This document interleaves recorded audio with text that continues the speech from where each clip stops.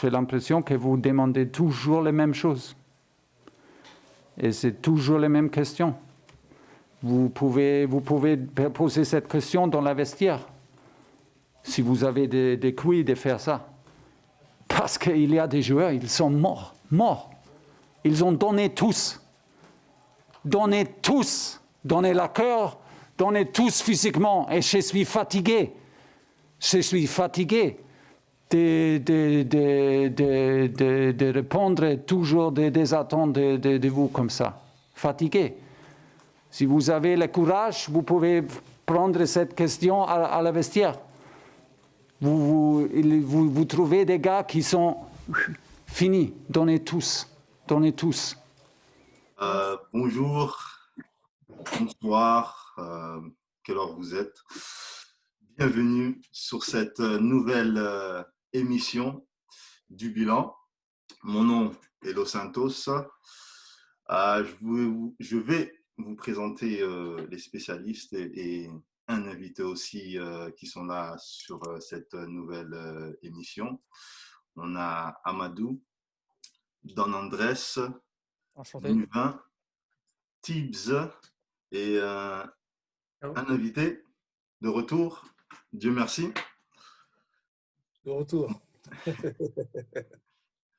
On va commencer avec les thèmes.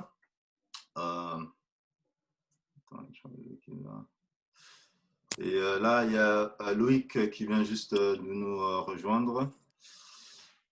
Et on va commencer avec les thèmes. Premier thème, un cadeau remet Paris dans le coup. Le Real enfonce l'Inter. Liverpool tombe face à l'Atalanta. À jamais les premiers, l'OM bat le triste record de défaites en Ligue des Champions. Et à la fin, on va faire l'édito de Nuvin en hommage à Diego Armando Maradona. Alors, on va commencer avec le Paris Saint-Germain, PSG contre Leipzig. Malgré une prestation d'une pauvrette inouïe, le Paris Saint-Germain a pris le dessus sur le RB Leipzig 1-0 ce mardi, lors de la 4e journée de la phase de poule de la Ligue des Champions. Un pénalty très généreux en début de match a permis au club de la capitale de rester dans le coup pour une qualification au prochain tour. Alors, les spécialistes, je vais commencer avec toi, Tibbs. Que pensez-vous de la performance du PSG contre Leipzig? Rapidement, de ce que j'ai pu voir, c'est quand même assez inquiétant. Inquiétant par le contenu, et même si finalement ça fait 3 points et un avantage sur les matchs aller-retour, ils sont quand même obligés d'aller prendre des points à Old Trafford. Vu la forme du moment, ça a l'air un peu compliqué, mais bon. Je pense que l'état de forme n'est pas terrible. Et c'est peut-être un contre-coup de l'été aussi, à voir. Le plus important, déjà, c'est de se qualifier et puis d'être vraiment prêt en février, quoi. C'est ça le plus important. Je pense que c'est faisable quand même. On verra bien. Et toi, Dieu merci. Qu'est-ce que tu penses de ce match? Moi, je dirais, moi qui n'ai pas trop parisien, j'ai regardé un peu le match, pas jusqu'à la fin. Mais j'ai trouvé trop d'individualisme dans cette équipe. Tout le monde veut se démarquer.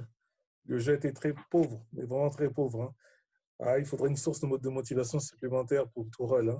Parce que je pense que je ne sais pas si c'est l'année de trop pour lui ou pour certains joueurs, mais je sens que la recette ne prendra pas comme on l'a vu l'année dernière. La finale, je mets un gros point d'interrogation, quoi. Et toi, Niva, qu'est-ce que tu penses, t'as pensé de cette performance PSG? Ouais, j'ai vu tout le match et ils sont fait balader par Leipzig comme de la deuxième mi-temps du match aller.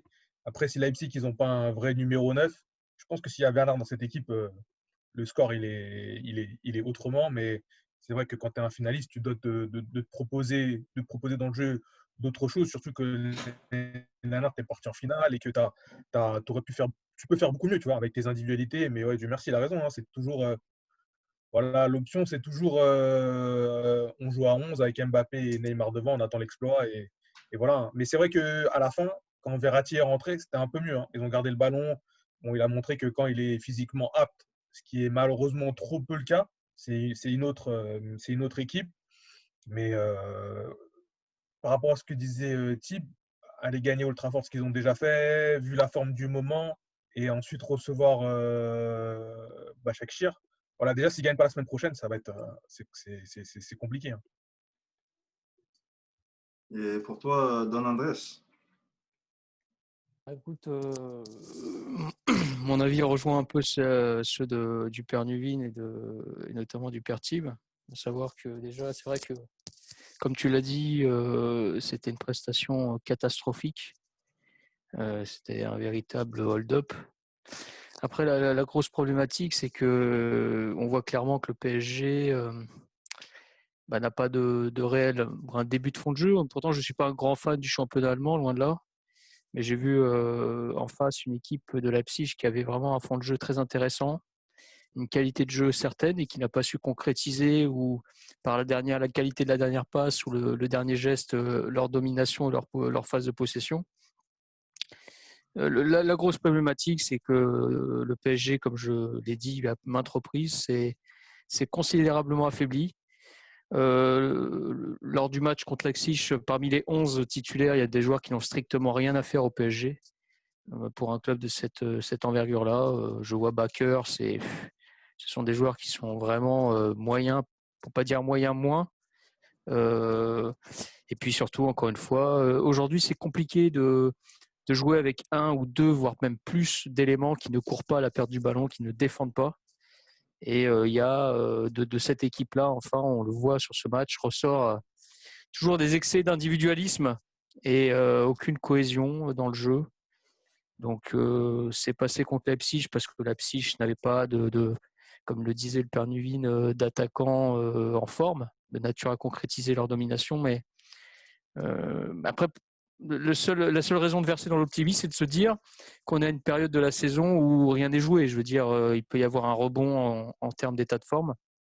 Mais ce que j'ai vu, c'est très, très inquiétant et ça confirme la baisse du PSG depuis de nombreux mois maintenant. Voilà. Et toi, Amadou? Alors, je rejoins ce qui a été dit. Prestation catastrophique du PSG.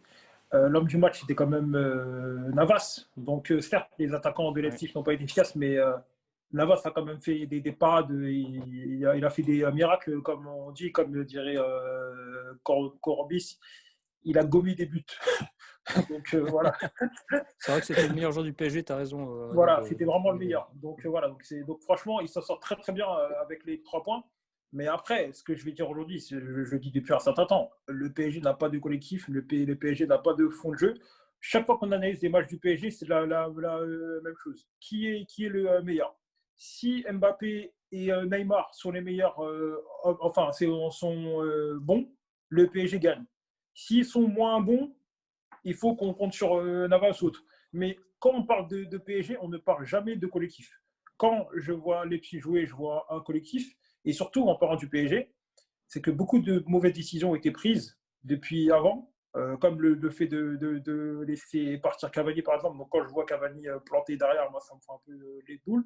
Donc, aujourd'hui, voilà, le PSG, c'est un PSG qui a régressé et il ne faut pas se le cacher. Donc, voilà, donc collectivement, il n'y a pas grand-chose. Et ce qu'on voit en ce moment au PSG, c'est très inquiétant.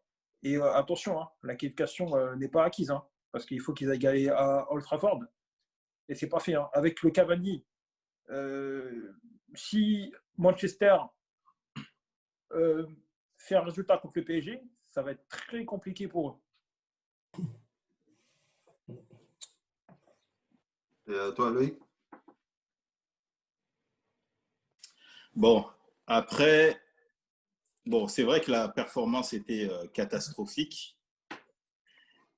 Mais bon, les questions sont comme l'a dit Turel, lui, il a dit, bon, d'abord, l'essentiel, c'était bon, les 3 points. Et aussi, lui, il a dit que les joueurs, bon, eux, ils sont physiquement cramés. Maintenant, pourquoi sont-ils physiquement cramés? Bon, ça c'est aussi une question. Est-ce que c'est par rapport à voilà, le calendrier? Est-ce que c'est par rapport à… en fait, bon, on peut se poser plusieurs questions, tu vois. Donc, bon, en tout cas, lui, ce que Turel, d'après ce que lui, il a dit, bon, c'est les joueurs qui sont cramés et que nous, on fait que lui poser toujours les mêmes questions. Voilà. Alors, est-ce que les équipes connaissent déjà trop bien le jeu de ce PSG, hein, Nuva? Après, pareil, on sait comment ça se passe, hein. Si tu arrives à bloquer, tu joues bas, tu mets Neymar et Mbappé, et voilà, ça y est, c'est fini, hein. Et après, même ils recherchent la verticalité, mais une fois que tu as bloqué cette option-là, voilà, il y a plus beaucoup de possession, et c'est uniquement du contre. Mais quand tu n'as pas la balle et quand en face, tu as une équipe qui joue, ne serait-ce qu'un peu au foot et qui a un projet collectif, bah, tu es vite en difficulté, hein. Pourtant, à Leipzig, il n'y a pas des joueurs extraordinaires, mais ils sont sur un cycle, sur un projet. Après, comme tu l'as dit tout à l'heure, je pense que l'absence de Verratti est malheureusement très pénalisante, hein. Ouais, C'est un mais joueur. tu peux pas baser ton jeu uniquement sur Verratti, sachant qu'il va jouer 3 mois dans l'année. Et ça, depuis maintenant 3-4 ans, il est blessé C'est vrai qu'il est 3 de quarts plus du en temps. plus souvent blessé. Ouais. Voilà, C'est et malheureux. bon, je vais mettre une parenthèse sur son hygiène de vie, mais s'il a toujours pas compris que sportif de haut niveau, c'est un métier et que son corps, c'est un outil, voilà, après, voilà, ça repose les mêmes questions Ah, que mais parce que comme tu l'as pour dit, une quand il est institution. rentré les 10 dernières minutes, il a changé quand même Ah oui, oui, c'est ça. Donc, c'est incroyable, il hein. est rentré pour garder la balle. C'est un joueur. On est tous Ah d'accord oui, là-dessus, les gars, pour dire que c'est un joueur exceptionnel. ouais, Mais mais bon. il Et faudrait qu'il joue plus que 3 mois dans l'année, tu vois, et sur les gros matchs. Mais il y a trop peu d'options, en fait, à Paris aujourd'hui. Il y a trop peu d'options. Après, il y a le côté surtout gauche. au cœur du jeu, dans l'entrejeu, il n'y a pas de, comme tu l'as dit, de profil de nature à être performant dans la construction du jeu. Puisque Draxler, malheureusement, étant à la cave, Verratti étant blessé, malheureusement, 3 mois sur 4, après, on a des profils qui sont quand même similaires. C'est-à-dire, Après, il faut ce regarder n'est le pas côté des mecs qui gauche. vont casser des lignes par leur qualité de passe et leur volume de jeu. Kurzawa. Vous pensez que ce problème, il vient d'où, en fait? Le problème de milieu de terrain. Parce que, Du recrutement, des mauvais voilà, c'est choix qui ça. ont été faits en recrutement, C'est une ça. mauvaise gestion en matière de recrutement, clairement. Voilà. Les Vas-y, joueurs Parce qui que ont c'est été une erreur. partis, Mais type comme je l'ai Pastore dit, notamment, pour ne pas le citer, n'ont jamais été réellement remplacés. C'est ces profils-là qui manquent. Rabiot, Pastore, Matuidi, Thiago Motta, voilà, des moi, je joueurs de dirais bien. classe, pour Ouais. certains de classe internationale, qui n'ont jamais été Vas-y, remplacés. vas-y, Demarcy, vas-y. Ouais, moi, je dirais bien un Rabiot, un Thiago Motta. Ça, tu sentais que ça cadrait bien entre la défense et le milieu, en fait, hein. C'est-à-dire que si, par exemple, les ailiers montaient à gauche et à droite, tu savais qu'un descendait pour remettre à flot la défense à 4 en attendant. Mais là, tu sens bien que le milieu, trop d'espace. Et puis, ils ont pris Danilo Pereira, Marquinhos. Ils essayent de faire un mélange entre Marquinhos, Pereira, Danilo. Ça prend pas, ça prend pas. Et quand il essaie de remettre sa colonne vertébrale, ça prend plus, en fait. On sent bien que ça passe plus. Et puis, Mais on sent tu qu'il y peux a mettre n'importe quel joueur avec Danilo Pereira en centrale, ça ne marcherait pas, hein. Il va à 2 à l'heure, il est lourd. C'est vrai. C'est un gros problème. Je veux dire, tu mettrais n'importe qui, hein. Tu mettrais Ramos, il serait peut-être même en difficulté, hein. Bah, Ouais, c'est pourquoi on vrai. l'a pris alors? Pourquoi on l'a pris? Et qui a fait venir, peut-être que Nuvin a des infos, qui a fait venir par exemple un joueur de l'Ajax comme Bakker? D'où il vient ce joueur-là? Enfin, je veux dire, qui c'est qui l'a ramené? C'est incroyable quand même.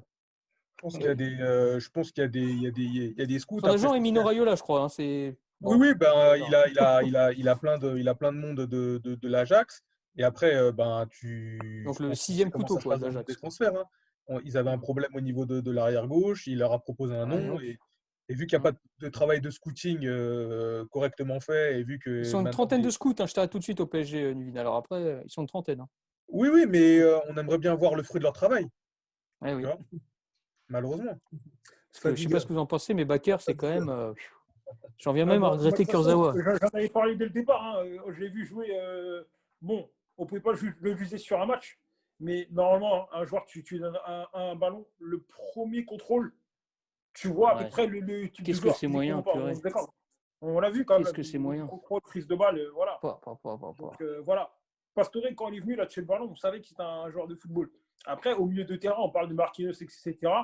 Avant, vous avez dit, il y avait Mota, il y avait Verratti, etc. Mais les milieux de terrain qu'on a en ce moment, ils sont intrinsèquement moins bons que ceux qu'on a cités avant. Et en plus de ça, collectivement, il n'y a pas voilà, il y a pas de complicité dans le jeu. Donc, on peut avoir des joueurs moins bons, mais collectivement, que ça tienne la route. Je vois que quand un joueur rentre sur le terrain, il sait ce qu'il a à faire. J'ai l'impression que quand les joueurs ils sont sur le terrain, ils ne savent même pas ce qu'ils doivent faire. Est-ce qu'on joue à deux Ah, mais milieux, est-ce qu'on joue à trois? c'est au-delà de leur seuil de compétence, Amadou. Il y a des joueurs qui n'ont aucune raison valable d'être au PSG, tout simplement. Qui n'ont pas le niveau pour être dans un club du top 8 européen. Et il faudra bien à un moment donné qu'un jour, et sans trop tarder, on fasse un petit peu le procès de Leonardo, de son travail. Voilà. Parce qu'il est revenu en sauveur, en homme providentiel. Et force est de constater que son résultat, son travail, il est quand même Il n'est pas le seul problématique. quand même. Hein. Je pense qu'il fait partie, Non, mais il n'est mais pas le seul responsable. Hein. Il y a beaucoup d'autres. en tout cas, c'est Leonardo et Tuchel. En fait, Je vois pas, c'est pas la faute de Alors, Tourelle était là avant quand même. alors, est-ce que le PSG regresse de match en match? Oui. Ah oui, clairement. Oui, On le savait. oui. Ouais. Par rapport au résultat on voit contre Bordeaux, hein. Ça nous prouve. Hein. Après pour juste faire l'avocat de Leonardo et même dans son poste, c'est-à-dire qu'en fait, ce qui pénalise, et ce que j'avais dit, on en avait parlé, je crois, dans une émission, sur le côté vraiment désastreux du fair play financier, qui est un véritable handicap pour les clubs dits nouveaux riches et qui pénalise grandement les clubs qui veulent se renforcer. Et ça, c'est un véritable scandale. Voilà. Et au résultat, on voit que même les gros clubs s'affaiblissent. On voit le Real Madrid en matière de densité. On voit le PSG qui s'affaiblit d'année en année parce qu'ils peuvent dépenser à peine entre, je crois, 40 50 millions d'euros. Donc 50 millions d'euros aujourd'hui, c'est un Icardi, c'est un Leandro Paredes. Donc des joueurs moyens. Et ce fair play financier est en train de fausser la compétition. Et je pense aussi aggrave les erreurs ou empêche d'avoir les décideurs beaucoup de latitude en matière de choix, tu vois. Ça, c'est un gros problème aussi. Le PSG est pénalisé par le fair play financier. Voilà. Ouais, mais Excuse-moi, vas-y. Je t'en prie, non, vas-y. excuse-moi, je voulais juste revenir comme tu as dit, par rapport au prix des joueurs. On va dire, le PSG a joué avec le feu, avec l'inflation, quand ils ont acheté Neymar et Kylian Mbappé. C'est le PSG qui a joué au feu. Ils Oui, ont joué au feu avec ça. Et maintenant, c'est ils vrai. récoltent le fruit de ces dépenses excessives. Tous les clubs ont suivi. Et voilà le résultat, c'est que tu arrives même pas à... Quand tu vois Idrissa Gueye, Danilo Pereira, 25 millions d'euros. 25 millions, voilà, t'imagines? techniquement, regardez qu'est-ce qui se passe. Il n'y a rien. Il y a rien. Ils achètent plus des milieux forts, mais dans le jeu, dans la distribution, tu sens qu'il n'y a rien. Et voilà, ils se sont grillés eux-mêmes en voulant jouer Non, l'inflation. mais je t'arrête tout de suite, merci. Il n'y a pas que le PSG. Manchester a acheté 93 Oui, bien millions sûr. d'euros Maguire, 80 millions de Mhm. Lukaku. Enfin, c'est le contexte qui favorise cette inflation-là, qui Bien sûr. n'entraîne pas une hausse du niveau. Hein. Mais Moi, je dire la pense que messe. ce qui aggrave les choses, c'est que là, le PSG est conscient qu'il s'affaiblit d'année en année, mais je crois qu'il n'a pas les coups des franches à cause du fair play financier aussi. Après, le peu d'oseille qu'ils ont à disposition, ils l'utilisent très mal. Voilà, ça c'est sûr. Sur Je la veux masse dire, salariale. la masse salariale qui explose et encore une fois, ils ont acheté 50 millions d'euros, je crois, 48 par ETS, 50 millions d'euros Icardi ou plus. Danilo Pereira à 29 ans, 30 ans l'année prochaine, je crois que c'est prévu pour 20 ou 25. Ouais. Rafinha. C'est quand même effrayant, quoi. Voilà.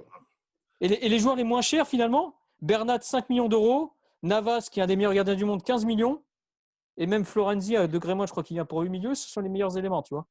Donc, encore faut-il faire bon usage des finances qu'ils ont à disposition. C'est ça. Mais En bon, effet. on va passer sur le deuxième thème. Le Real enfonce l'Inter. La double confrontation à la vie, à la mort entre les deux cadors du groupe B a rendu son verdict et ce sont les Italiens à nouveau battus 2-0. Cette fois à domicile qui en font les frais malgré les multiples absences dont Ramos et Benzema. Alors, le Real commence bien. Du merci. Commence avec toi. Oula, oula, voilà, moi c'est pareil, je ne vais pas faire l'avocat du diable, hein. C'est un match qui a été partiellement maîtrisé par le Real Madrid, partiellement. Ils ont fait ce qu'il fallait faire pour éviter le désastre ce jour-là. Footballistiquement, il n'y a pas eu grand-chose à se mettre sous la dent. Et on voit bien que, avec toute honnêteté, étant madrista, que la limite de se dire de ne pas acheter de joueurs commence à se faire voir. Et puis, on verra la suite, parce qu'il y a un déplacement en Ukraine. Ce match était bon. L'Inter de Milan, je pense que si Vidal était un peu plus intelligent dans certaines choses, je pense qu'il y aurait moyen que l'Inter aurait pu faire quelque chose. Vraiment. La chose, c'est que Vidal, qu'il soit à Barcelone, qu'il soit à l'Inter, il a un complexe avec Madrid. Hein. Il s'en sort toujours jamais, quoi. Mais réellement, le match n'était pas beau à voir, mais ils ont assuré le match qu'il fallait juste pour pouvoir faire plaisir aux Madristas. Tibbs, est-ce que le Real pourrait dire merci à l'arbitre? Moi, je pense qu'ils peuvent plutôt dire merci à Conte. Voilà, parce que cette défaite, elle porte vraiment la marque Conte. Hein, toujours, cet entraîneur a toujours du mal avec l'Europe. Et il y a certains de ses choix qui sont incompréhensibles et qui finit par payer. Voilà. Vidal, c'est lui qui il est allé chercher. Alors, c'est clair qu'il l'a pas payé trop cher, mais bon, il avait d'autres options, il l'a pris, il l'a mis titulaire. Et voilà, bah, il le paye. Après, je pense aussi que l'Inter peut s'en vouloir d'avoir perdu des points bêtement, comme à l'aller contre le Borussia, où il domine, il y aura des occasions de fou furieux et ça fait de partout. Donc non, c'est tant pis pour eux. Moi, je je vais pas avoir de pitié pour Conte parce que je n'aime pas trop cet entraîneur. Voilà. Et après, concernant le Je pense Real, que bah, je pense qu'on va pas les juger sur ce match-là. Ça reste quand même une équipe en construction qui a des difficultés. On l'a vu hier où ils ont encore perdu en championnat. Je pense pas que ça va aller très loin. Ils ont un effectif aussi trop juste, je pense.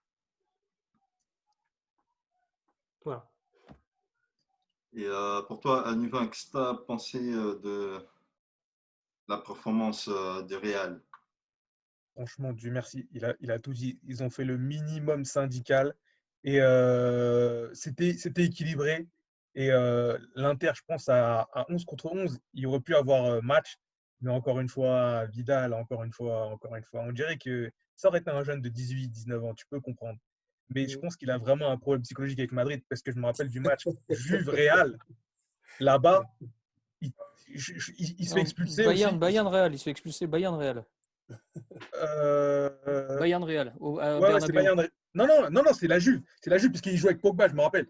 C'est avec la Juve, et pareil, il pète un câble et il laisse l'équipe à 10. Et là, pareil. Mais je rejoins, ils sont en Europe. Je pense que ce soit l'année dernière où ils sortent en poule et cette année aussi, je pense que ce que dit Thib, il a raison. Conte, il a un gros problème Ça fait 3 psychologique années d'affilée avec, qu'il n'arrive ouais, pas à se hisser des poules, hein, à sortir des poules. avec Hein. l'Europe et même en championnat, ils sont hyper irréguliers. C'est-à-dire qu'il y a des mi-temps où ils vont être hyper bons et ils sont tout le temps à l'arrache. Même le match. Ils sont Le match deuxièmes, la hein, semaine par dernière. contre.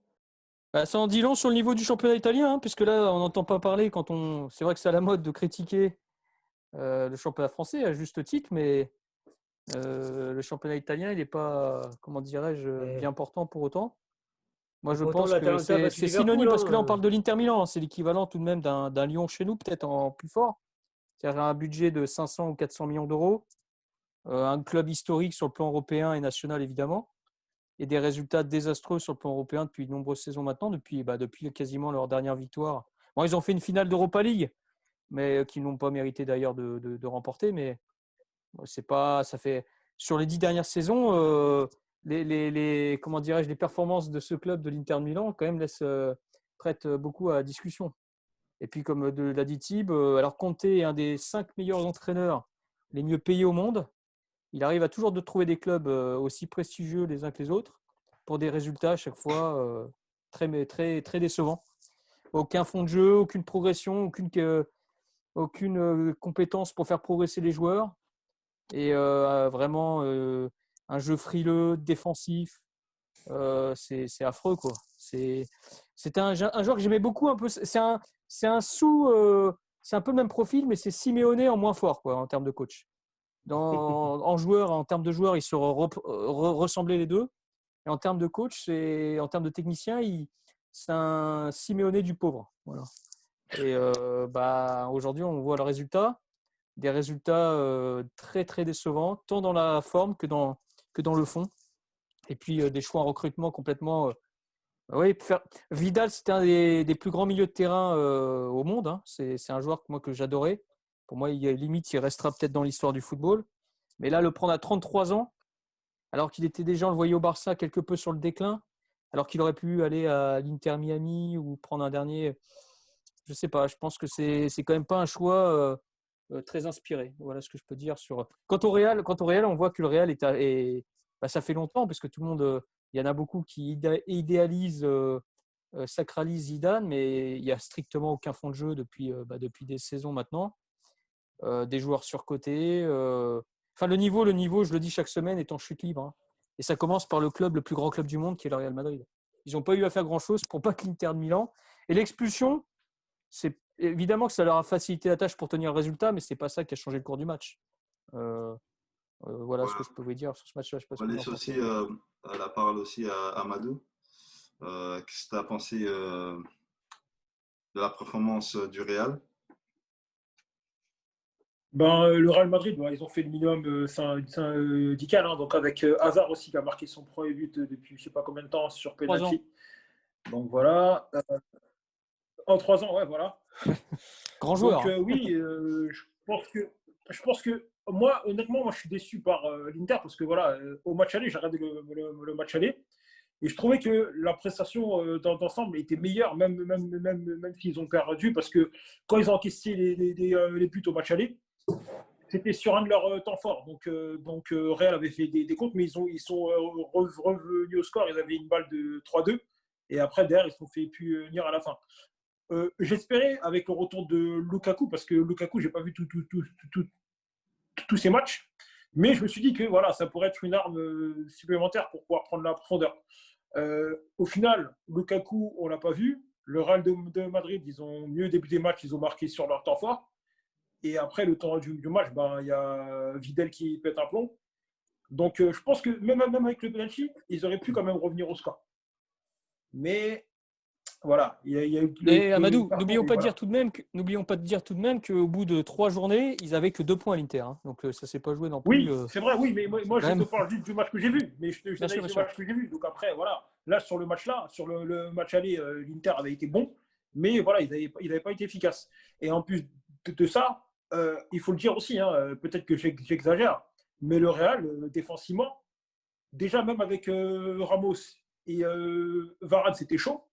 Mais quand Ramos n'est pas là, le Real de Madrid, c'est très très dur. Hein. Et honnêtement, l'Inter avait une vraie occasion de battre le Real. Ils n'ont pas mis les ingrédients qu'il fallait. Donc moi, franchement, personnellement, très déçu. Est-ce que tu penses qu'il y avait pénalty sur Vidal, sur la faute de Varane?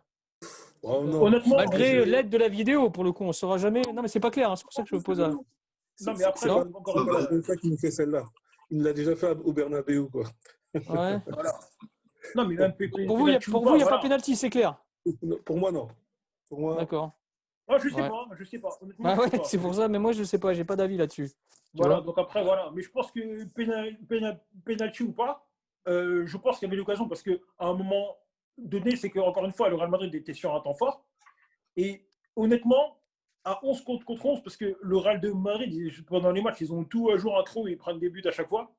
Donc, honnêtement, je pense que l'Inter aurait non seulement pu revenir au score, mais même gagner le match en faisant ce qu'il fallait. Derrière ça, bon, après, c'était en leur. Après, voilà. Donc, moi, je suis déçu personnellement par la prestation de l'Inter. Bon, on va aller sur le prochain thème.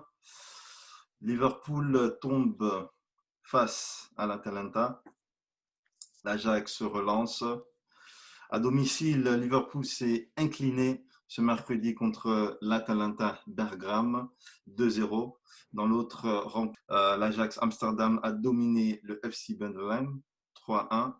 Ces deux victoires relancent la course à la qualification dans ce groupe D de la Ligue des Champions. Spécialiste Loïc, les absences ont coûté cher pour Liverpool, privé de Virgil van Dijk, Joe Gomez et Trent Alexander-Arnold en défense et de Jordan Henderson et Nabil Keita au milieu. Alors, je vais être honnête avec vous. J'ai pas visionné ce match-là. J'ai vraiment pas visionné ce match. J'ai été concentré sur d'autres matchs. Donc, comme c'est l'Atalanta Serie A, donc peut-être Tipson, t'as pu voir le match? Oui, j'ai vu un gros résumé de ce match-là. Ce qui prouve quand même qu'il y a de la qualité dans le championnat italien. Hein. Parce que c'est pas une super Atalanta en ce moment. C'est une Atalanta qui reste sur 3 matchs sans victoire en Serie A et qui a quand même battu Liverpool. Donc, ils avaient pas mal d'absents aussi.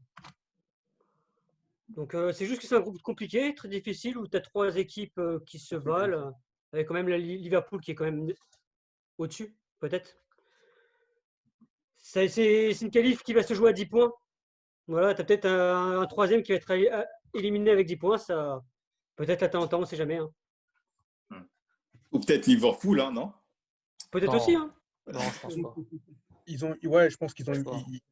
En fait, ce match-là, des deux côtés, je pense que ça a fait un peu tourner, parce que même l'Atalanta, c'était un mix un peu. Et Liverpool, c'était une équipe carrément mixte. Il y avait Origi, il y avait des jeunes du centre de formation. Il y avait quand même Mané et Salah. Oui. Mais ouais, il aurait pu mettre Firmino ou tu vois, mettre une équipe un peu plus type. Après, il a choisi je pense qu'avec l'enchaînement championnat Ligue des Champions, il a fait un choix. Mais c'est vrai que l'équipe de l'Atalanta, quand j'ai vu la compo, j'étais hyper surpris. Parce que je me suis dit peut-être qu'il laisse se filer ce match-là pour se concentrer sur les 2 matchs restants et jouer la qualif sur ces 2 matchs-là. Mais au final, tu vois, ils ont joué le jeu et ils gagnent à Liverpool. Donc, franchement, c'est un groupe hyper serré. Donc, même les 2 matchs restants, ça va être hyper intéressant à regarder. Et ouais, l'Atalanta, il faut faire attention aussi. Hier, ils ont perdu. Donc, Il a perdu, ouais. Ouais, en mettant vraiment l'équipe type. Donc, on va voir le choix de Gasperini de mardi ou mercredi de voir la compo. Mais je pense qu'ils vont essayer de jouer la qualif. Hein. Franchement, au point ils en sont, il faut qu'ils jouent la qualif. Après, là, mardi ou mercredi, je ne sais plus, ils jouent contre l'équipe norvégienne. Bon, ouais, donc va, je pense qu'il va mettre ouais. l'équipe titulaire pour gratter 10 points et pour essayer de jouer la qualif. Mais c'était pas évident en plus pour eux, hein, parce qu'ils ont quand même pris un score en match aller.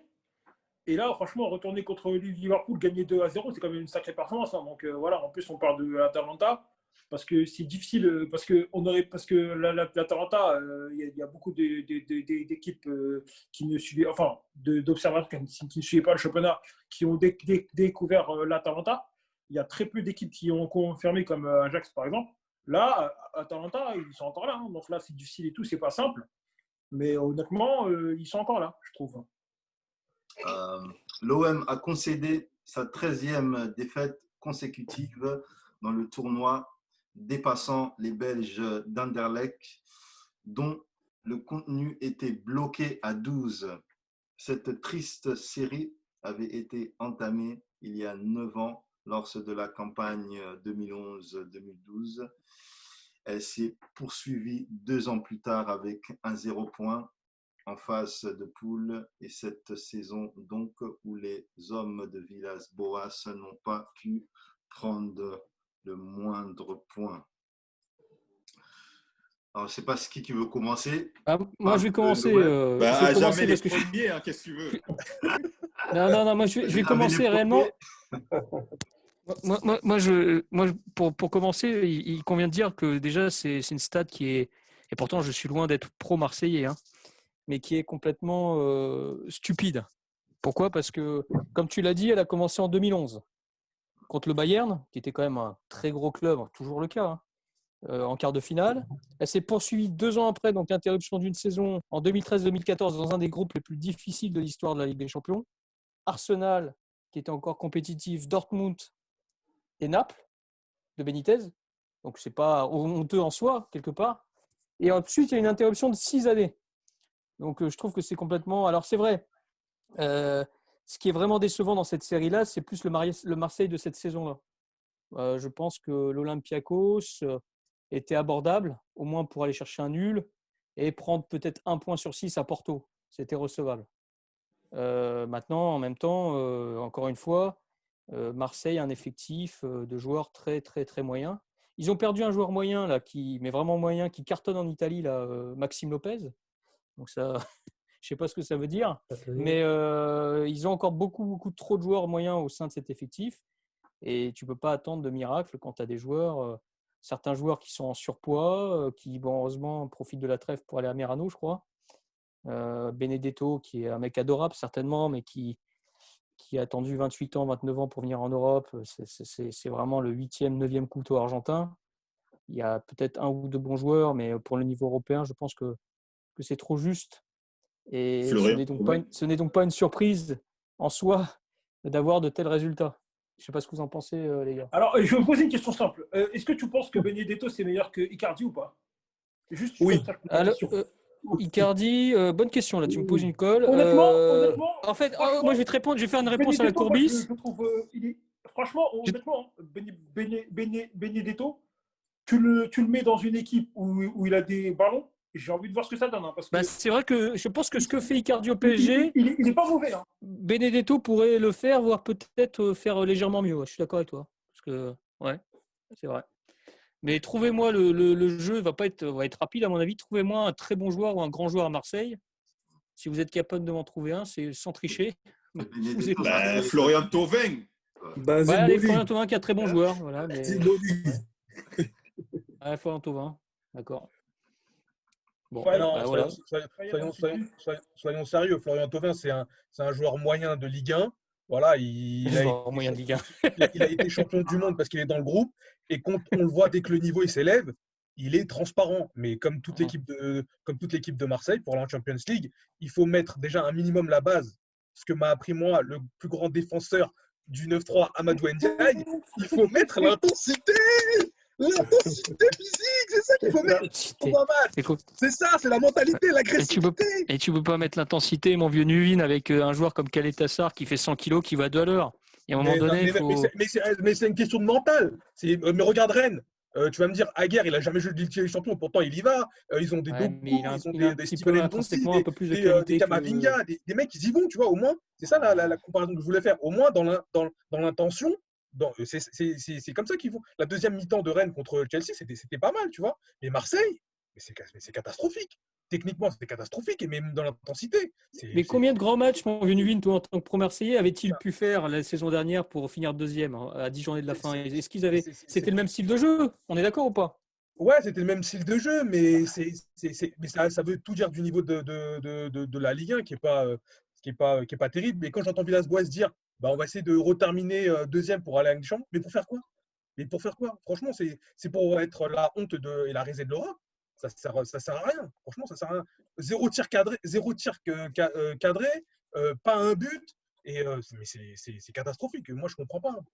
Pourquoi mais le problème, c'est qu'il y a des joueurs qui n'ont strictement rien à faire, on est d'accord, à Marseille, pour un club d'un budget de 230 millions d'euros. Mais si on fait une équipe, nous, Amadou, Dieu merci, Loïc, Mamadou on y va, on peut faire mieux que dans l'intensité. Au moins, on va se battre. On va accrocher des maillots, on va faire des fautes, mais on va faire quelque chose. Tu vois ce que je veux dire? Dieu merci, lui, c'est un Lyonnais. Alors, Regarde l'année dernière, Lyon. Regarde, contre City. Il y allait, il mettait des coups, il jouait, tu vois, il faisait des coups. Tu vois? Mais pourtant, C'est un cas isolé contre City, c'est un petit miracle quand même. On peut pas. Moi, je pense que moi, ça c'est quelque chose qui me choque. Hein. Déjà, vous connaissez tous mon caractère. Même quand je joue aux cartes ou que je joue à FIFA contre Thibaut, quand je perds, j'ai la haine. Donc, imaginez, Ligue des Champions. Imaginez, Ligue des Champions. Perdre. En fait, perdre, c'est pas ce qui me dérange, c'est la manière. Comment tu peux perdre en étant inoffensif? En plus, là, moi, ce qui me dérange le plus, c'est qu'en même temps, tu as des joueurs qui se permettent de charrier les joueurs du PSG, qui commencent à charrier Ligue des Champions, Twitter, ceci, cela et tout. Quand ils jouent contre le PSG, les mecs, ils mettent de l'intensité, ils mettent des coups et tout. C'est ça. Et quand ils jouent en Ligue des Champions, ils se font marcher dessus. Honnêtement, Dimeco, je l'ai entendu, il commentait, il était limite en larmes, quoi. C'est un truc de fou. Il disait qu'il est venu à reculons faire son boulot. C'est quand même grave, hein. On parle d'un Marseille quand même, tu vois. Donc, pour qu'un Marseillais commente le match, dit ça en direct, et il était, franchement, j'avais l'impression que le mec, il allait prendre une corde et se pendre en direct.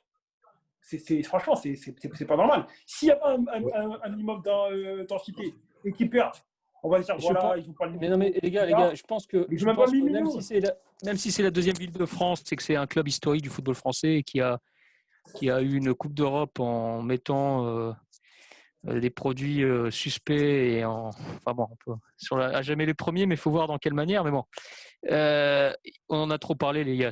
Marseille, c'est un point de détail du football. Il faut regarder autre chose. Et rendons hommage au grand Dieguito Armando Maradona. Parce que je ne sais pas ce qu'il en pense, le Santos, hein, mais parler de Marseille. C'est ironique ou pas? Ah non, c'est pas ironique, je suis sincère. Je vais voir si Dieu merci a un dernier mot. Moi, je reviens un peu sur Nuville, comme il a dit. Hein. Moi, malgré avec mes 100 kilos, je pense qu'il y a moyen qu'on fasse un résultat avec. On est 100 kilos, tu fais le même poids que Khaled Tassar. C'est vrai. Et que quasiment un peu 2 kilos que Dimitri Payet. Et que Mandanda. Finalement, il faut qu'on fasse revenir à Taïwo. Et puis, pour moi, si je dois résumer Marseille, hein, c'est un bon club de Ligue 1 pour l'instant. Ouais, c'est vrai. C'est un bon club de Ligue 1 qui doit rester, et voire même la Super Ligue européenne. Je pense qu'il faudrait des années avant de les incorporer. Je pense pour moi, Marseille, pour l'instant, ils se concentrent sur la Ligue 1. Même, il faut qu'ils arrêtent de commander des Uber Eats aussi, là, parce que leur sponsor, ça va pas du tout. Là. Dimitri Payet. Ah oui. Uber Eats, mais... Dimitri Payet. Ah, mais comme par hasard, depuis qu'ils sont avec Uber Eats, ils ont commencé à prendre. Donc, ouais. Alors Uber Eats, exclusivement des crudités et de la salade. Voilà, c'est ça.